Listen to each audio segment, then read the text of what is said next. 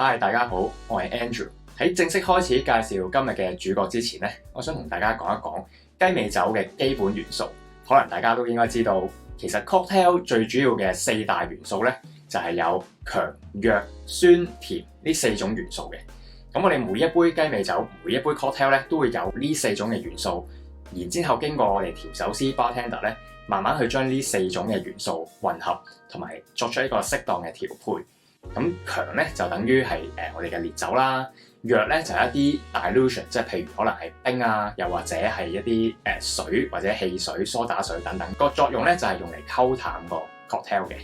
咁而酸同埋甜，大家都應該估到啦。甜就可能係一啲糖漿啦，或者係一啲嘅甜酒；而酸咧就係一啲檸檬汁，又或者係一啲酸嘅果汁啦，去令到成個口味咧個層次咧更加獨特嘅。咁我今日講呢啲嘢同今日嘅主題有咩關係呢？咁其實咧雞尾酒咧喺幾百年前美國咧就開始興起嘅。咁當其時咧就冇我哋今日咁多林林種種嘅甜酒啦，又或者一啲嘅苦精等等。其實最基本咧都係根據呢4種元素去調配一杯 cocktail 嘅。咁最原始嘅 cocktail 咧，其實不外乎咧係採用咗威士忌啦，又或者係我哋之前介紹過嘅以干邑作為基酒嘅 sidecar 啦。隨住越嚟越多唔同嘅變化啦，唔同嘅 variations 咧，咁開始會有啲人覺得啊，我哋應該要復古啊，我哋應該要跟隨翻個傳統，去有翻傳統嘅味道。咁可能佢就會同個 bartender 講 ，OK，just give me an old fashioned， 即係話我想要啲古典一啲古典嘅味道就可以啦，唔需要搞咁多花臣。咁繼而咧就會有 bartender 可能會用翻一啲比較傳統嘅酒類啦，可能係威士忌啦，或者干邑咧，去調配翻一杯 old fashion 咧，俾嗰個客人嘅。咁所以咧，其實 old fashion 咧喺以前咧曾幾何時咧，亦都係叫做 the whisky cocktails， 即係純粹係一杯威士忌嘅 cocktail。咁依家 IBA 國際調酒師協會入邊 old fashion 嘅 recipe， 佢究竟係源自於邊一度嘅咧？咁有人就話咧，喺1881年嘅時候啦，喺美國肯塔基州路易斯維爾市有一間男士俱樂部。咁嗰間俱樂部咧，好似就叫做 The Pendennis Club。咁入邊咧就有個 bartender 就設計咗一杯 Old Fashion 以波本威士忌作為基酒嘅一杯 cocktail。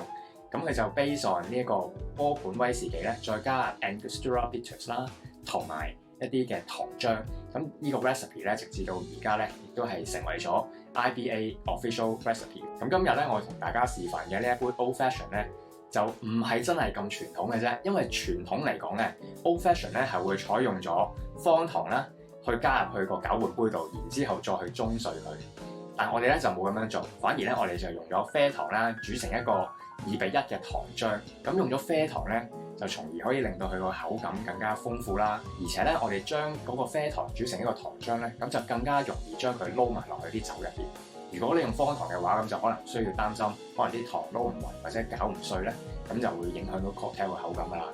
咁好啦，事不宜遲，不如我即刻為大家示範點樣去整呢一杯 Old Fashion 啦。我哋即刻出發 ，Let's go！ 咁喺製作方面咧，其實非常之簡單嘅。首先咧，我哋就採用2滴嘅苦精啦，去提升成杯雞尾酒嘅香味層次。我哋咧其實只需要2滴就夠啦，太多咧反而會弄巧反拙，影響咗佢個味道噶。然之後咧，我哋就可以加入預先準備好嘅糖漿。咁啊，頭先我都講咗啦，採用啡糖咧，其實就能夠咧令到個甜味更加香醇，令到雞尾酒嘅味覺層次啊更為獨特。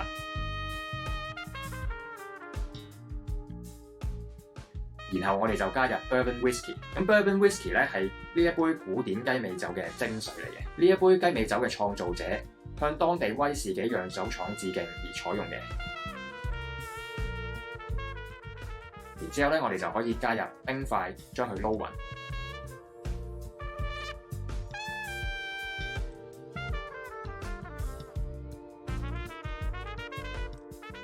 然後再倒入去方形嘅冰塊入邊，等雞尾酒保持低溫。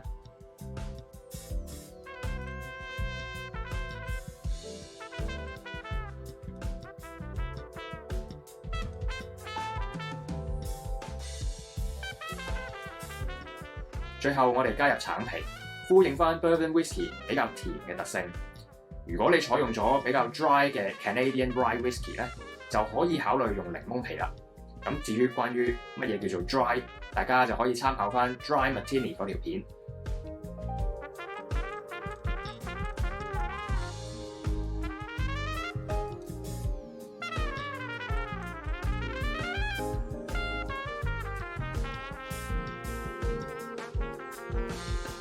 如果你中意我為你咁樣介紹雞尾酒嘅話，就請即刻 like 呢條片同埋訂閱我哋，咁就唔會錯過任何新片嘅資訊啦。